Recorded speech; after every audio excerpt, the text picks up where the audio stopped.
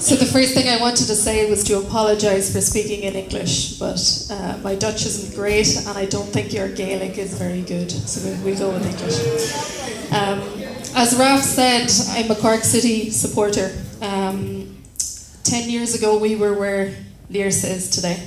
Court dates, unpaid money, players going without wages, the club splashed all over the headlines for all the wrong reasons. And as Raf said last November, we are league and cup champions in Ireland in the highest division.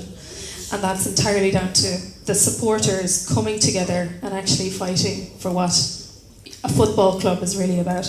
And what's so good about tonight is you have it. You have the tradition, you have the history, you have the passion, you have the supporters, and you're all here, which means you all care. And if there's one thing I could say to you all, it's to stay united, because whatever comes, it doesn't matter if you actually work together. Is it going to be easy? Absolutely not, but nothing good is easy.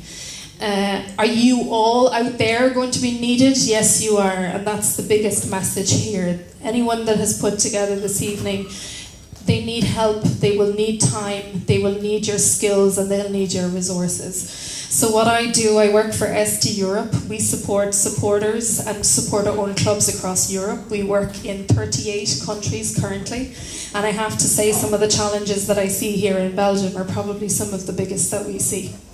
I know someone from ACT as one, which is Antwerp, is here this evening supporting what you guys are doing. And we also spent a lot of time with YB Bevlin as well, who are doing very good things considering the challenges that they face. But if you go back 10 years, the supporters came together and decided to apply for a license just in case the club failed. The club failed, but we were given lots of criticism and said, well, why are you applying for a license when your club still exists? And the message is you have to plan. When you see disaster on the horizon, you have to get organised and you have to plan. And that is what Forest, the Supporters Trust, did. We took over the club in 2010. We had 13 players for our first match. We had 9 days notice to find a ground, staff.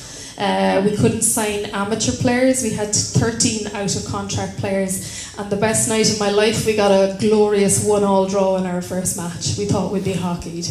My favourite memory completely, and I think Raf has seen the video, it's when we were promoted back. So we won the double last year. It's not my favourite memory. My favourite memory is when we got promoted back, because we stood on the pitch illegally celebrating, and it was because everybody told us, you're supporters, what do you know about running a football club? The reality is when you take off or look under somebody's colours, you see a vast array of skills and experience. You have lawyers in this room, accountants in this room, business people in this room. You have management in this room. You have coaches, players, former players, supporters. You have kids, teenagers, women, men. That's what you need to run a football club, because football is about the people that support it. Run football in Lierse better than the people in this room and from Lierse.